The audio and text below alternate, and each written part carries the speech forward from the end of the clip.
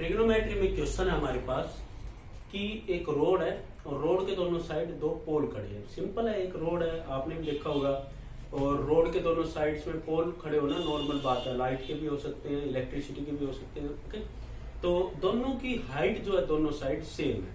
Okay student, तो क्या किया गया कि रोड था हमारे पास, रोड के 80 मीटर चौड़ा जो है हमारे पास वाइड जो है वो रोड है।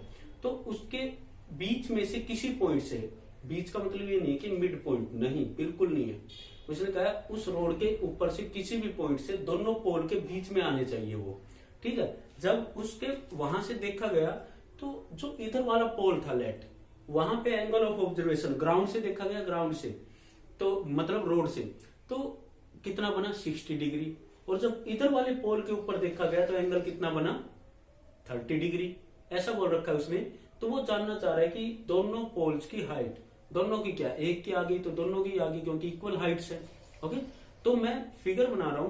पहले मीन्स रोड हालांकि यूं जा रहा है, लेकिन मैं रोड की चौड़ाई इस तरह से बना रहा हूं।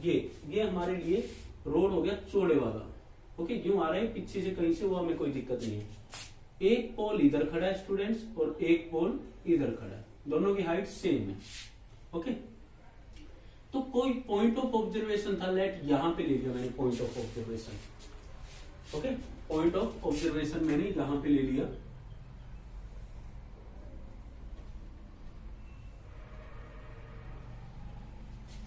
यहां से जब मैंने देखा इधर वाले पोल के एंगल बन रहा था 60 डिग्री। आप उधर वाले का भी 60 ले सकते हो, कोई बड़ी बात नहीं है। इधर वाले का कितना बन रहा है 60।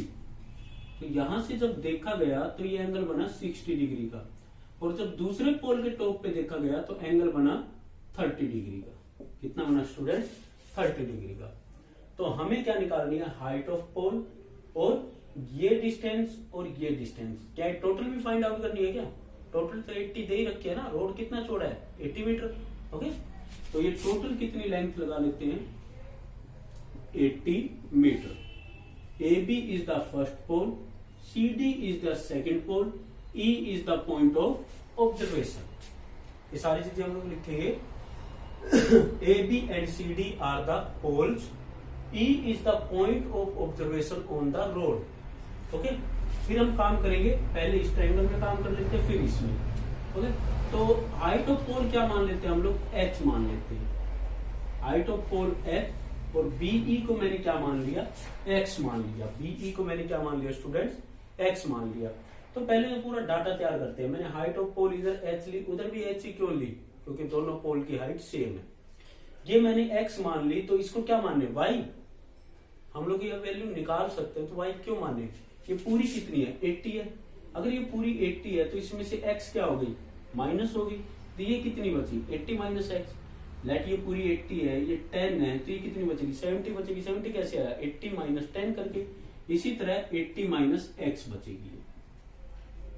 ये लेंथ यहां से यहां तक, और ये लेंथ कितनी है X। ओके, हमें दो ट्रायंगल दिख रही है, हमें दोनों ट्रायंगल पे काम करना है students. In triangle ABE, in triangle ABE is equal to, ratio ले लेते हैं, AB divided by BE।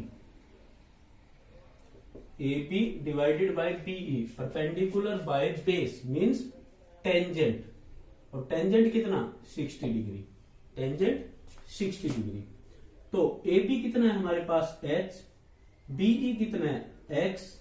Okay students, और टेंजेंट 60 कितना होता है √3। तो H इज इक्वल टू हमारे पास कितना आ गया √3x। हाइट ऑफ पोल कितनी आ गई students √3x। Okay, equation first. अब काम करते हैं दूसरी ट्रायंगल पे, CDE पे काम करते हैं। CDE, in triangle CDE same वहां लेते हैं, CD divided by EC।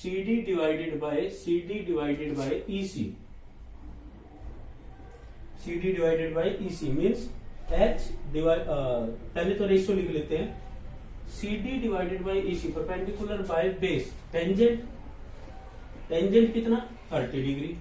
Value रख देते हैं, CD की कितनी है H, ईसी की कितनी है 80 माइनस एक्स, और टेंजेंट 30 कितना होता है 1/√3। टेबल याद होनी चाहिए हमें। तो h की वैल्यू निकाल लेते हैं। h इज इक्वल टू, उधर भेज दो इसको, 80 माइनस एक्स डिवाइडेड बाय √3। ये कौन सी इक्वेशन आ गई हमारे पास, सेकंड। पहले इस ट्रायंगल पे काम किया, h निकाल दिया, फिर उस ट्रायंगल पे काम किया, h निकाल दिया। अब दोनों में h है, तो इस या तो यहां से वैल्यू उठा के h की यहां रख दो, या फिर h की वैल्यू यहां से यहां रख दो, या दोनों h के इक्वल है तो फ्रॉम फर्स्ट एंड सेकंड। अगर ये भी h के इक्वल है, ये भी h के इक्वल है, तो ये दोनों भी आपस में क्या होंगे, इक्वल होंगे। From first and second, from first and second क्या बना हमारे पास, √3x is equal to 80 minus x by √3, 80 minus x by √3। Okay, √3 को इधर पहुंचा देते हैं, डिवीजन में क्या हो जाएगा, मल्टीप्लाई। तो √3 की √3 से मल्टीप्लाई करोगे तो 3x is equal to 80 minus x। x को इधर लेके आओगे, उधर नेगेटिव है तो इधर आगे क्या हो जाएगा, पॉजिटिव। ये कितना हो गया 4x इज इक्वल टू 80, तो x इज इक्वल टू कितना हो गया 20। Okay, x is equal to हमारे पास कितना हो गया 20 हो गया। मीन्स ये लेंथ तो आगे 20, ये कितनी आ जाएगी 60। हाइट तो अभी भी रहती है, तो हाइट निकालने के लिए आप x की वैल्यू यहां पे पुट करो या यहां पे पुट करो, आपकी मर्जी, आंसर सेम आएगा। इसमें पुट कर रहा हूं मैं, पुट इन फर्स्ट में जब पुट किया मैंने, तो h is equal to √3 into में x की जगह क्या रख दिया 20। तो बच्चे √60 नहीं हो जाएगा, रूट वाली वैल्यू रूट वाले से मल्टीप्लाई होती है। ओके, तो h इज इक्वल टू क्या हो जाएगा 20√3 होगा ये। तो आपके पास फाइनल आंसर क्या है, height of poles is equal to 20√3 metres. BE कितना आया हमारे पास, बीई x मीन्स 20 मीटर। इसी तरह ईसी हमारे पास कितना आ जाएगा students, 80 minus 20 means 60 metre. Okay, हमने कुछ नहीं किया, पहले इस ट्रायंगल में काम किया, h की वैल्यू निकाली, इस ट्रायंगल में काम किया, h की वैल्यू निकाली, दोनों को कंपेयर किया। दोनों को कंपेयर करने से हमें किसकी वैल्यू मिल गई, x की वैल्यू मिल गई। x की वैल्यू आने के बाद हमने यहां पे पुट कर दी, हाइट ऑफ पोल आ गया।